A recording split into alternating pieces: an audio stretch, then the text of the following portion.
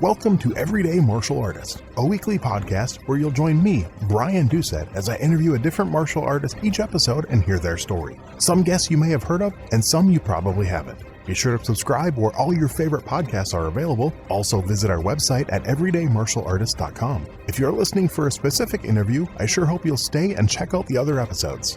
A very special thank you to Topher Williams for our custom theme music. And now, the newest episode of Everyday Martial Artist. Everyday Martial Artist is brought to you by KOOnline.com for all your martial arts needs. Sparring and safety gear, rank belts, uniforms, weapons, patches, and more. Wholesale supplies made by martial artists for martial artists. Visit us today at ko-online.com. Hello and welcome to Everyday Martial Artist. I'm your host, Brian Doucette, and as we do every week, normally every week, we're joined by a brand new martial artist talking about their life and their journey throughout the world of martial arts. This week, my guest is actually not a martial artist. He's an independent, self-published author based out of Colombus, Ohio, an avid sci-fi fan, as well as a true crime and mystery aficionado. He's married, has 2 children, and because he's not actually a martial artist, you're probably wondering, what's he doing on the show? Well, his latest book is called Quest for the Dragon Star, an oral history of WMAC Masters, which if anyone's listened on my show, you've heard me talk about WMAC Masters before. It's a behind-the-scenes story of the legendary 90s martial arts television show told by the athletes who lived it. Please welcome my guest today, Mr. Chris Landis. How you doing today, sir? I'm doing quite well. Thanks so much for having me and for kind of breaking format here to talk to me. I really appreciate it. I figure, hey, if anyone can break the rules, I suppose the host can. So, right. Cool. Well, first, just a little about you. Talk about where you grew up and how you got into writing. Because that's one thing I've always loved writing, and I do some very minimal, I like some online review stuff for a couple websites, but creative writing was one of my favorite high school classes, and I kind of wish I would have pursued it. So just talk about that, like where you grew up and how you got into writing. Yeah, well, I was born in Indianapolis, Indiana, but I've lived in Columbus, Ohio, here since I was 4. So I grew up here. As far as how I got into writing, it was just, I was always an avid reader, like from a very, very young age. And as I got older and went through, elementary school, middle school, into high school, it just, reading and writing was always just kind of the thing that I did. And I had a very encouraging teacher my sophomore year of high school who was like, hey, you should, try to pursue this. And I didn't think that there was an outlet, I should say, for the type of things I was interested in, because every kind of weird teenager thinks that their stuff is super unique. But right. This teacher recommended me some books, and they had me check out Neil Gaiman. He did the comic graphic novel series Sandman. He did the wonderful novel American Gods. And those kind of opened up my eyes to the fact that, there's this whole other kind of world out there. It's not all John Grisham novels or Star Wars books. There's, I love Star Wars, don't get me wrong, but, the stuff I wanted to write was, I didn't think I had a chance of being published by Star Wars. Let's put it that way. Right.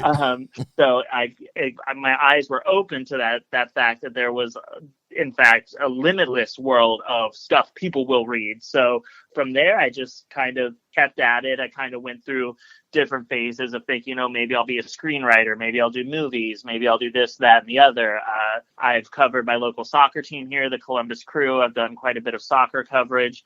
I wrote a mystery novel, which unfortunately went kind of sideways with the publisher. And then I ended up doing this book because the story about the mystery novel is really what kind of spawned the WMAC book. I had my first mystery novel come out. It was on a brand new publisher. I was really excited. It was selling really well. I had a contract. Everything was legit. And then the publisher never honored any of his contracts with any of his authors or employees. Ooh. And last I heard, he fled the country allegedly to avoid prosecution, allegedly covering my butt there. Wow. Okay. But so I knew I wasn't emotionally ready to try to write and query and, put out another novel. Writing the novel, and then there's a whole nother 2 years of trying to get it to an agent and then a publisher. And it's just a very draining journey to go on, and I wasn't ready to do that again. So I was watching YouTube we have an Apple TV. I was watching YouTube with my son. He was 1 at the time. And I was just kind of surfing, and WMAC Masters popped up because of the algorithm. I don't know why, but I was like, I haven't watched this in a while, but I loved the show as a kid. And so I watched it, and I ended up binging it because the little dude just laughs when the ninjas get hit, and at the end of it, I'm like, man, I wonder if anybody's ever, written anything about the show, because it ends on this cliffhanger. Right. And I was like, I wonder if anybody ever dug into what was supposed to happen. And Google said, no one's ever written anything about it. So I started thinking, I go, well, I put out a novel now. I've got some journalism background. I got just enough juice here to look like I might be legitimate. Maybe somebody will talk to me, even though I had no idea what I was doing. I had no background in martial arts. Right. And lo and behold, Chris Casamassa says yes. Herb Perez says yes. Isaac Florentine says yes. And everybody kind of started saying, you should talk to this person. Let me introduce you to that person.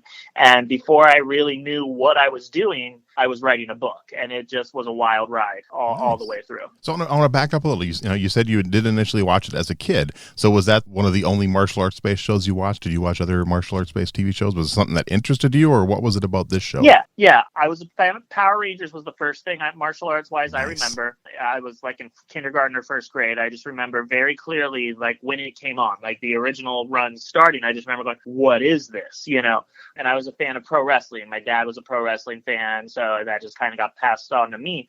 And so, between Power Rangers and pro wrestling, when WMAC Masters came out, it was like, oh, this is like the best of both worlds. Somebody got peanut butter in my chocolate, Nice. So and I was like 7 or 8 years old when it came on. So I'm literally the target demographic here. Mm-hmm. I did take 1 year of Taekwondo inspired by WMAC Masters because Herb Perez is my favorite. I took 1 year of Taekwondo, but I was pulled out of it by my mom because I'm a type 1 diabetic, and I had one low blood sugar episode at practice and was not allowed to go back because she was a little overprotective at the time. Okay. So, I was actually going to ask that if you ever considered trying it yourself. So that 1 year, what are some things you remember about doing that? I remember it was a lot of fun. I remember feeling really excited to be doing what I saw masters doing. Mm-hmm. Like, I remember going like, oh, I want to learn. I know now it's called the Notabon kick. I know through the book, I know that was the kick Herb always did, the kind of spinning kick thing. And I remember I really want to learn how to do that because he was always doing it. And obviously I never got there in 1 year. I remember I got up to orange belt, I think, because it went white, yellow, orange, I think. Okay. I could be wrong. This was a long time ago. I remember I broke a board twice. I remember feeling really happy about that. It worked twice. Nice. I think once was a front kick and once was a side kick. And I remember doing that. And I remember, this is actually bringing this to mind now as we talk, the guy who ran the school, Grandmaster Che, I don't remember how to pronounce it, I feel really bad, but Herb Perez actually trained under him for a little bit. I found out much later, but this guy was like legit here in Columbus, and he had a son who's about my age, and this kid's obviously already a black belt. He's been doing it his whole life at this point. Right. And I remember one time they put me in all the pads and we're sparring, and I'm like, oh crap, this is so cool. Boom, I got hit. Oh, this is so fun.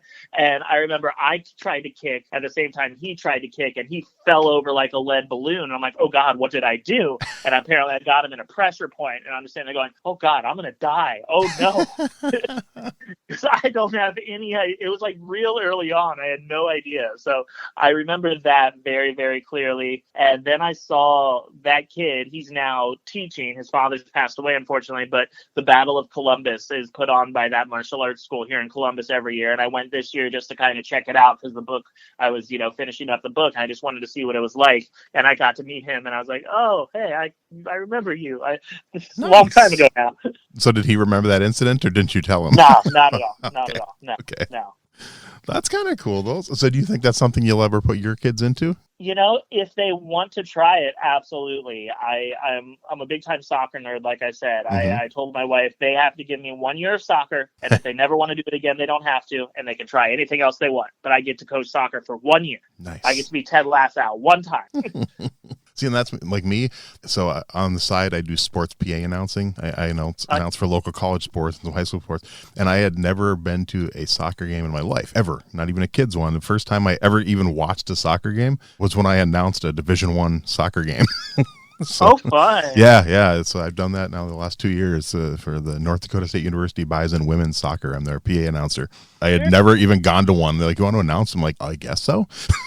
So it's kind of fun. It's definitely an easy sport to announce because I've done that. I've done MMA, I've done volleyball, I've done basketball, I've done baseball, softball, everything like that. But soccer was definitely the easiest, which was nice.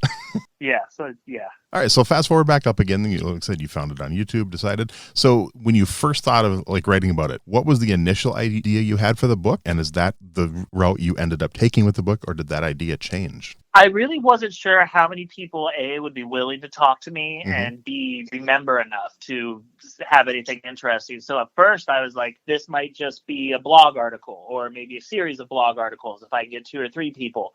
And I quickly realized, oh no, this is a book. And so very early on, at that point where I realized there was enough there, when I realized there was enough there for something big, not importance wise, although I do think now it's important. But at the time, I just remember going, this can't be a book about nerdy dude from Ohio who really loved this show. That's not the book anybody's interested in reading. That's not the book I'm interested in writing.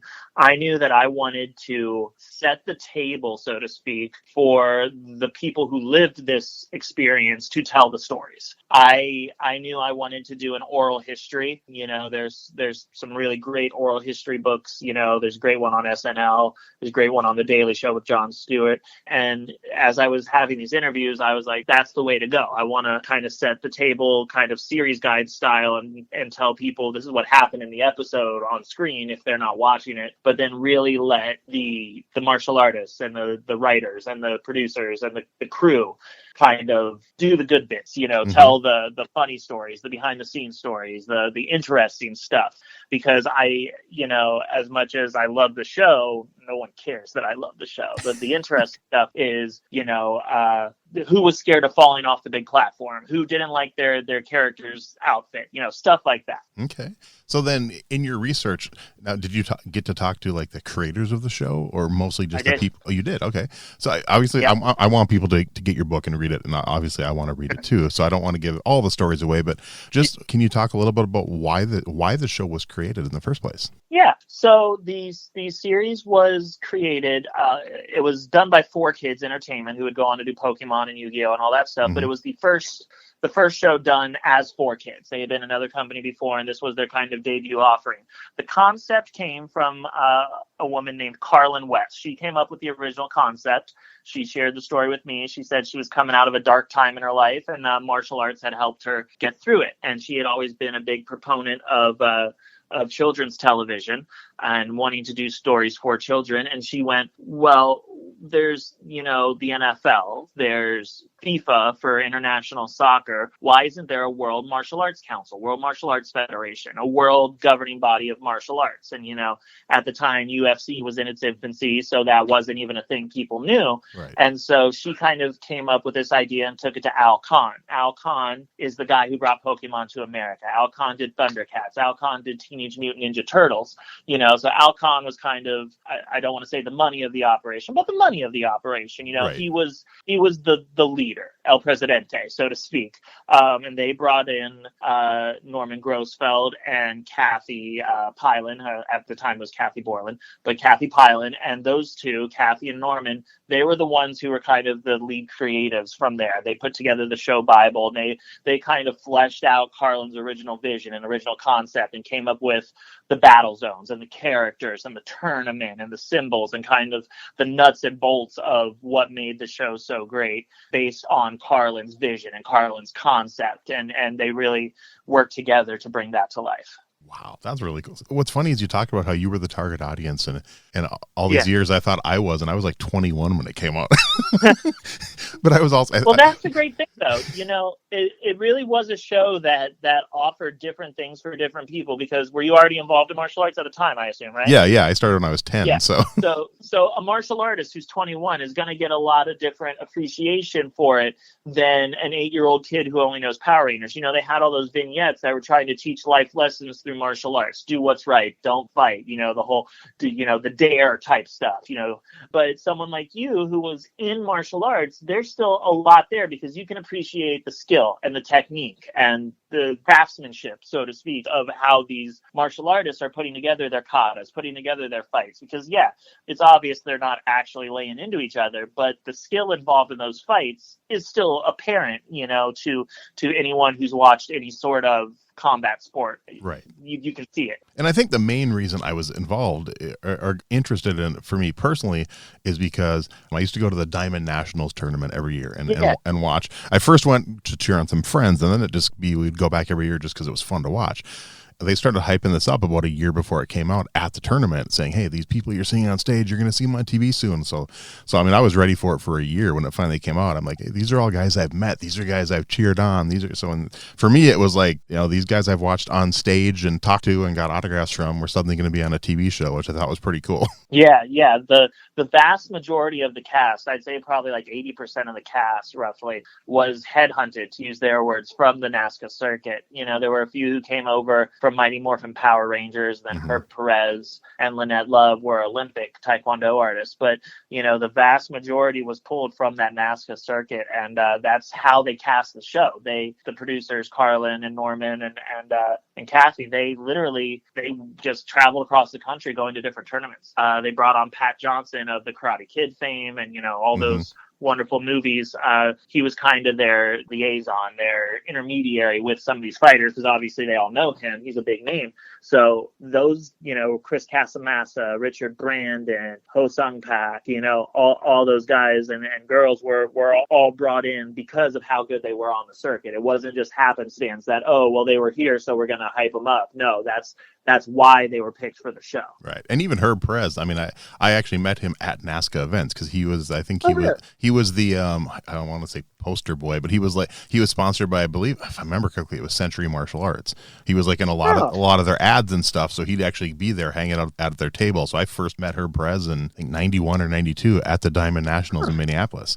I still have an issue of Black Belt with his autograph on it. So that's really cool. He told me that he didn't really know any of the NASCA circuit people before the show. So I guess I presumed he wasn't at the tournament. So my apologies, Herb Perez. Yeah, I know. Like I said, maybe he might have only been there just for that vendor and just hanging out their table and not really paying attention to the tournament much, depending on what his obligations were. I suppose that's one thing I never really asked him about when I talked to him, is why he was there. But I'm assuming it's something to do with that. I'd love to talk to the creators of the show and maybe you can answer this. Maybe you know somebody. I'm curious, any martial artists that they went after that they didn't get, that maybe turned them down or it didn't work out? So yes. The answer to that is yes. There are quite a few almost hits on the show. There's actually quite a bit about it in the book because there were some big names. So the most famous almost on the show was Timok of The Last Dragon fame. Nice. He appears briefly in season 2 because they filmed footage with him. There's actually a pilot episode of WMAC Masters called Quest for the Dragon Star. Timok was going to be one of the main characters of the series. Wow. He was going to be one of the action figures. He was going to be one of the poster boys, so to speak. And then they got there to shoot the show, and it just didn't work out. I go into a lot of detail in the book and on the Patreon we have set up, because I actually was lucky enough to get to see this unaired pilot. I had to sign an NDA. I could only write about it. I couldn't share it, blah, blah, blah. Right. But Timok was one of the big names that he was going to be central to their kind of plans, and it just didn't work out, so to speak. People have different versions of the story, obviously. Right, obviously, yeah. The other one I'll mention, because I know he's a pretty big name, is Benny the Jet. Benny the Jet Urquidez. Yeah. He was supposedly going to be on the show as well. He's listed in an early sales tape when they were trying to find partners to make and distribute the show. He's listed along with several others who I talk about in the book as a a forthcoming show member. I did not get to talk to him for the book. His agent kind of turned me down, so I didn't get his insight into what could have been. But according to this sales tape and according to the creators of the show, they cast a really wide net. They wanted people with name value, either in like Hollywood martial arts movies or on the competitive circuit. So kind of both pedals of that there. Timok on one hand and Benny the Jet on the other hand. I would have to think they at one point tried to at least I mean, if not, I'd be shocked. I I would be shocked if they didn't, but I will also say that several people I spoke to who were on the show, Carmichael Simon, Larry Lamb, they worked with him on things like Teenage Mutant Ninja Turtles, things like that. I know several of them are still friends close to him. And no one ever mentioned Ernie was going to be on the show. Wow. So, Okay. I feel like if he had been anywhere close to actually being on the show, somebody would have told me, but I can't confirm that either way. But, by that point, by 95, 96, 94, I guess is when they would have been casting it. He was already such a big name and so established and doing so many projects. He might not have been available. He might not have been willing to take the kind of pay grade they were offering, the kind of commitment they were offering, because it was an intense shooting schedule. They were there for like 2 or 3 months in Universal. Like they were on lockdown in Orlando. They shot at Universal Studios. They were doing 12 to 18-hour days filming. So it was not a cushy gig by any means. It was hard work. And, the creator Norman told me that most of the people who told them no, it wasn't because they didn't get the concept. It was because this timing didn't work out. They had other commitments, or it just sounded like too much work for what they were going to get out of it. So It could have been either one of those things. So did you get to chat with Shannon Lee? Sadly, no. I corresponded with her via email after kind of providing my bona fides, and she kind of checked into me, I guess. She said she would love to talk to me, but she was just so busy that my deadline came up and we could just never get a time together to speak. I'm still hopeful of getting to talk to her, maybe for our Patreon or something like that. But actually, thank you for reminding me. I actually have to send her a link to the book. But she was lovely. She said in a Reddit, Ask Me Anything, years ago, before I even thought of writing this book, I asked this question when she did a Reddit Ask Me Anything for the Bruce Lee Foundation. I asked about WMAC Masters, and she said it was a lovely experience. She enjoyed it a lot. So we got that, if nothing else. Okay, cool. Don't want to tell you to pick favorites, but just talk about one or two of the interviews that maybe really stood out to you out of all the ones you got to do, and maybe a little bit about them. Well, talking to Norman Grossfeld, who was the executive producer, kind of the lead creative of the show. He was kind of the one steering the ship as far as the storylines and the direction of the show, and the memorable kind of evil martial arts cult that came in the second season, and the big cliffhanger ending. That was he was the one kind of steering that ship. So when I got to talk to him about where the show was supposed to go, and he actually told me what their plans were for resolving the cliffhanger and what was going to happen next, that was kind of like a holy crap moment. Like, wow. I got goosebumps. I'm getting goosebumps just thinking about it, because he didn't have to tell me that. He could have left me hanging. And when I started the book, that was kind of my goal. I wanted to find out what was supposed to happen, and then I did.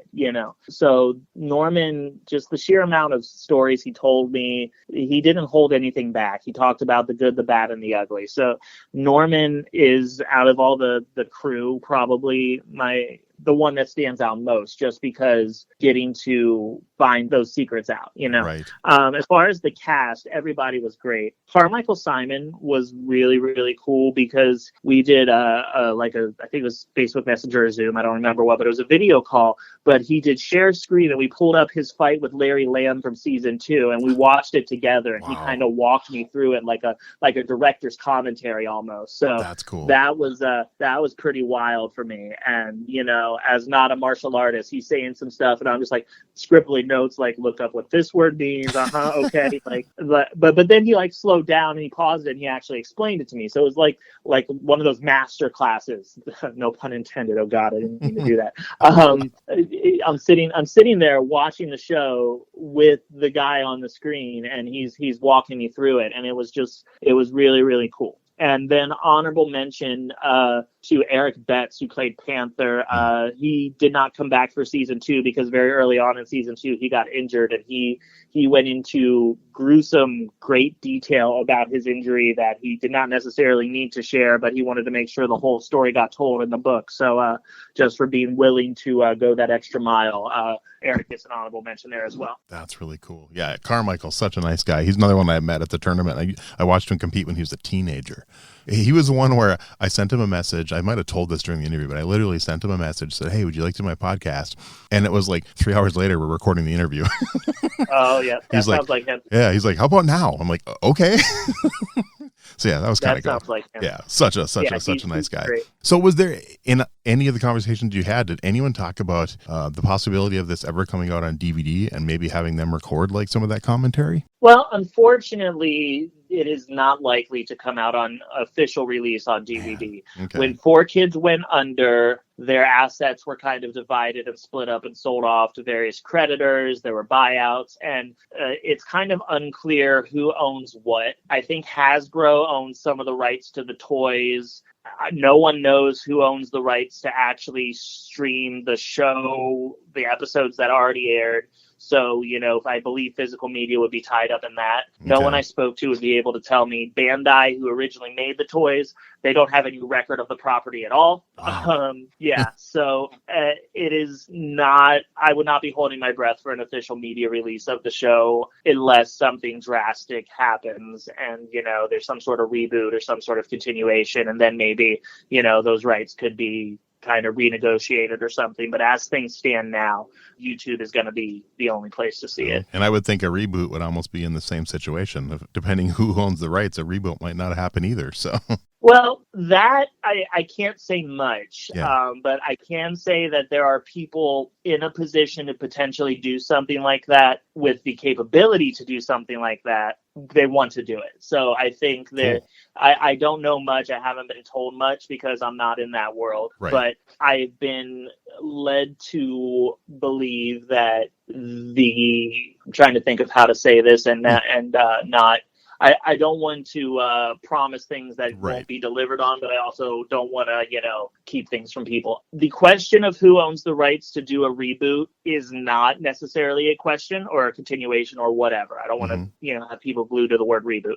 Apparently that is fairly settled. Oh. It's just a matter of finding the right format and finding the right partner to make that happen. And I believe that is where the parties are currently looking. They're trying to find a home for it. They're trying to find, it's an expensive show to make. It was an expensive show at the time. I can only assume it'd be more expensive now.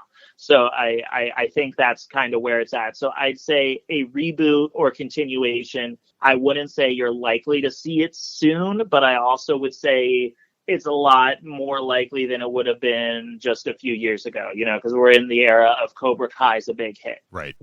Power Rangers is still going. Teenage Mutant Ninja Turtles is having a renaissance right now. So, I think it's a lot more likely to happen now, kind of binging in the binging era than it would have been, maybe 5-6 years ago before Stranger Things and Cobra Kai and those kind of shows kind of dominated the market. Right. So now one question I wanted to ask you is, I know the season 1 and season 2 were they kind of changed the focus of the show in season 2 and changed. So were you more of a fan of season 1 or more of a fan of season 2? I don't really remember as a kid. I don't remember if I even was sophisticated enough to notice the kind of change. Right. Because I was 7 or 8 years old. As an adult, before I did the book, let me say this. As an adult, before I did the book, I think I liked season 2 more because I'm a writer, because I'm a storyteller, because I like the kind of more story-driven focus. Mm-hmm. You know what I mean? I liked the character depth. I liked the mystery. I liked kind of those elements. Now, having done the book and now having a better understanding and appreciation of martial arts in general, but more specifically the work and effort it takes to make this particular show, I couldn't pick between the two. I think that there are amazing episodes in season 1 and amazing episodes in season 2, and there is a stinker or two in season 1 and a stinker or two in season 2. So, I think overall the show just has a wonderful arc to it that it really exhibits a lot of growth in a number of ways. And I do love that you can watch every episode on YouTube, which is so cool, because I've gone back and rewatched them, and I will put a link to that in the show notes for sure, so people can go out and maybe some of my fans haven't watched it or not. Yo, shout out to WMAC Masters Archive. Yes. If you're listening to this person who runs WMAC Masters Archive, email WMACMastersBook@gmail.com so I can talk to you, because I owe you a big old whopping thank you, and I have no idea who you are. So if you're listening, holler at me. Hopefully they're listening. That'd be good. If not, maybe they'll start to, but that'd be good. So how many total interviews did you do for the book? Oh, great question. Math is not my strong suit. I want to say probably right around 50. Might even be slightly more than that. It was less than 100. Mm-hmm. It was well into the dozens, though. It was probably in the 50 to 60 range. Okay. And then from The day you had the idea till the day it actually got released, how much time? Ooh, okay. Roughly. I mean, not an exact, but roughly. About 14, 15 months. Well, that's impressive. It was a pretty breakneck pace. Originally, I wanted to have it done by this October. I thought October would be good. It would be out before the holidays, but not competing with the holidays. I had my schedule for this is when we're going to get the chapters done by. This is when it'll go to editing. Then it'll go to layout. My lovely wife is a graphic designer, art director, so she did the physical layout. That's why the book looks so good. But we started doing edits with my wonderful editor, Jenny. And Jenny's like, well, you have this event the first weekend of August. You have to have books for that event, right? I'm like, no. We're just going to hand out business cards. People come back. She's like, no one's going to come back and buy it. You have to have books done. We need to get this done by then. So essentially, I lost 3 months of time and my wife basically put together the entire book in about 5 days. Wow. I don't know how she did it, working a full-time job. We have 2 young kids, and she still managed to make an amazing looking book, which is not her forte. She's not a book layout designer. She's a graphic designer and art director for Highlights for Children's social media, not the actual magazine itself. But she came up with a ton of great concepts for things in the book. All the key symbols that are like on the cover and inside the book, she pretty much manually rebuilt those from the art files we were given. They were from like scanned in copies from like the 90s, so like the original art files. So she went in and recolored them pixel by pixel, and I'm just like, this is unreal how much she got done. She was working like her full day job and then 7 or 8 hours a night on the book, and it continues to boggle my mind what he accomplished or what she accomplished.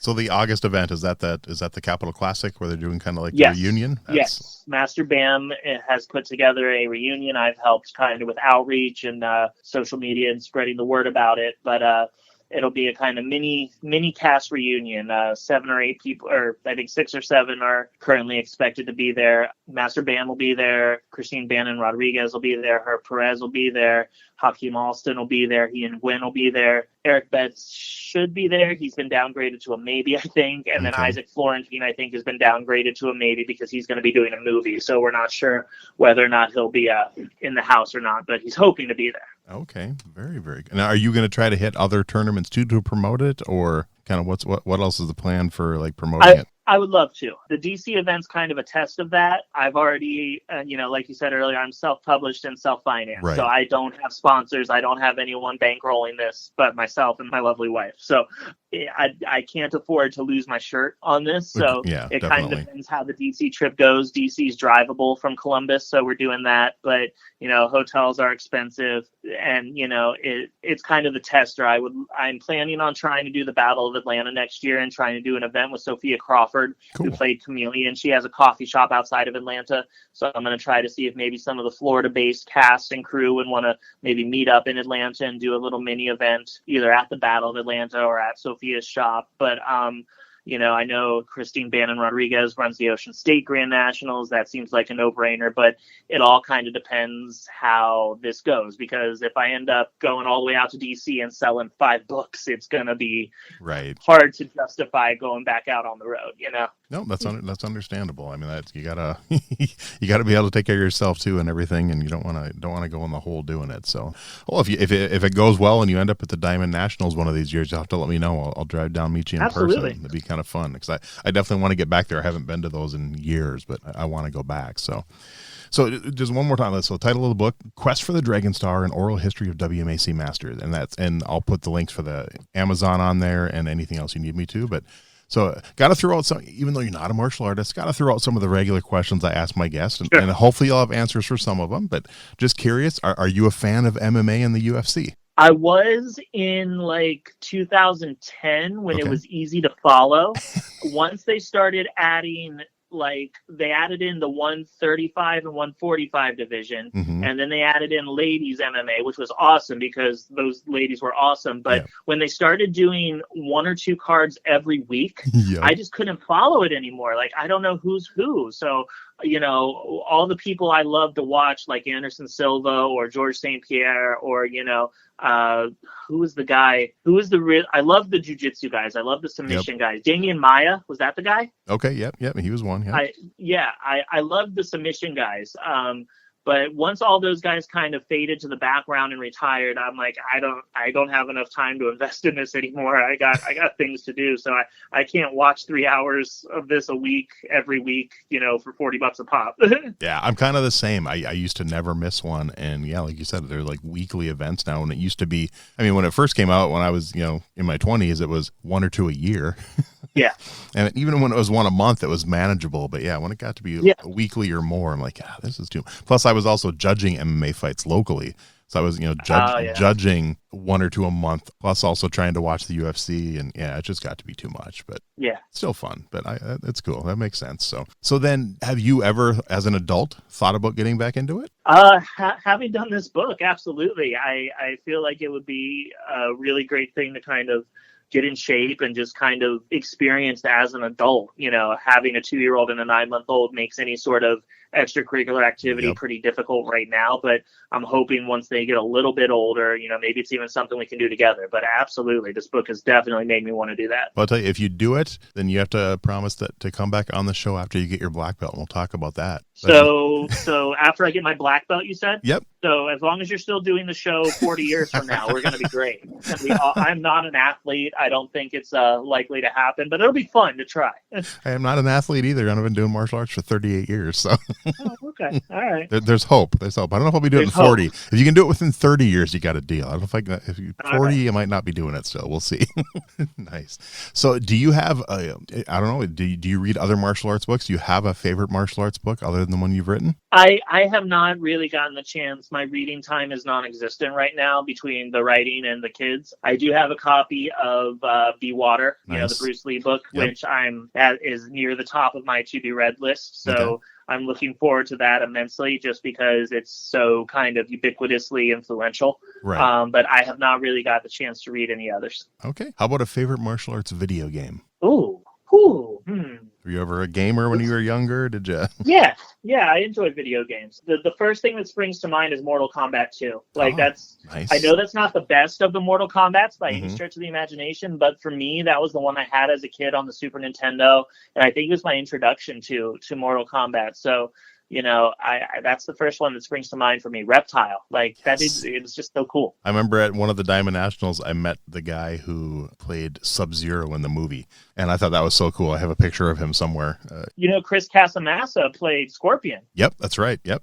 Yeah, I've met Chris a handful of times. He's another one I'm trying to get on the show. So haven't had a response yet, but fingers crossed. He was the first person to say yes to me for the book. I will say this. I went back and listened, when we were putting the book together, to all the interviews again, just to make sure I didn't miss anything. And those first few interviews, I was so nervous. I was so just kind of, just like scared baby rabbit. Yep. Interviewer guy. And Chris Casamassa was such just a laid back, easygoing. He treated me with so much respect and just, if he hadn't been so easy to interview and treated me as an equal as opposed to just a fanboy who was asking him questions, I don't think the book would have happened if he had big leagued me at all. Wow. But he gave me so much confidence in that first interview by treating me as an equal and being interested in what I had to say and ask.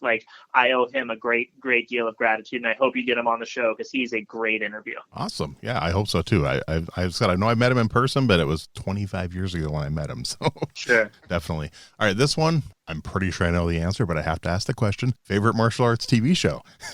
Power Rangers, obviously. No. WMAC Masters. End of interview. No. Click. So if you don't say WMAC Masters, something is wrong. No, it's WMAC Masters. It's the beginning and the ending for me, man. Nice. And final question, how about a favorite martial arts movie? So my nostalgic kid in me says it's got to be something like Surf Ninjas or Three Ninjas, one of those. But I will say I recently watched for the first time because somebody let me know where I could stream it, Shoot Fighter. Oh, yeah. Which stars Michael Mike Bernardo and yep. has a bunch of the WMAC cast in it. Mm-hmm. That movie is a wild ride, man. Yep.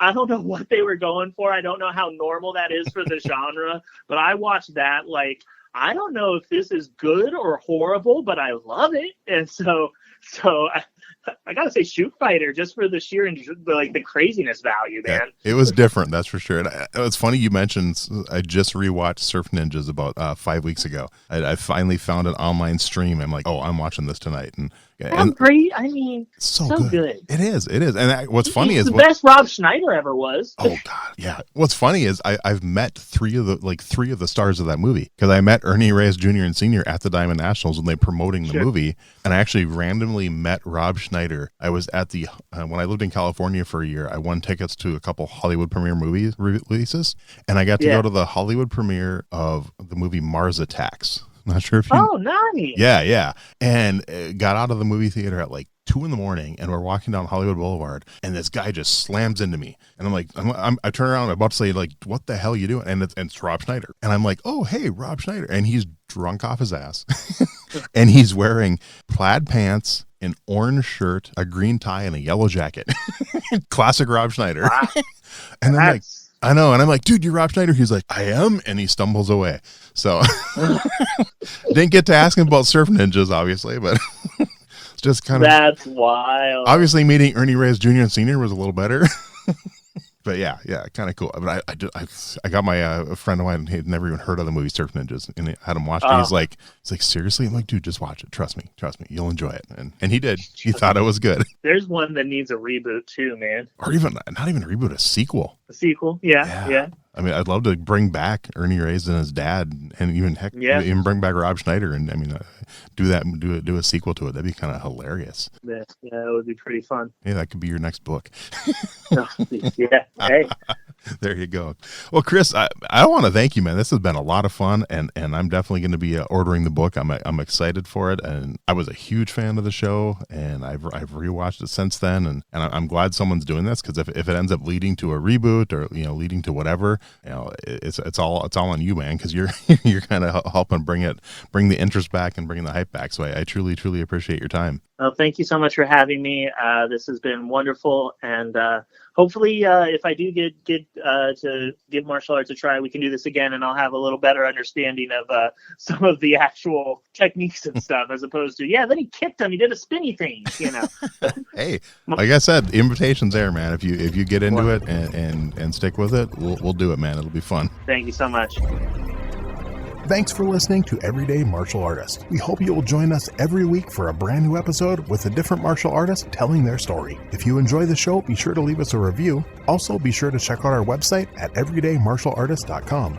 There you can find all of our episodes and contact us to suggest guests and ask questions. Again, thanks for listening to Everyday Martial Artist, and we'll see you next week.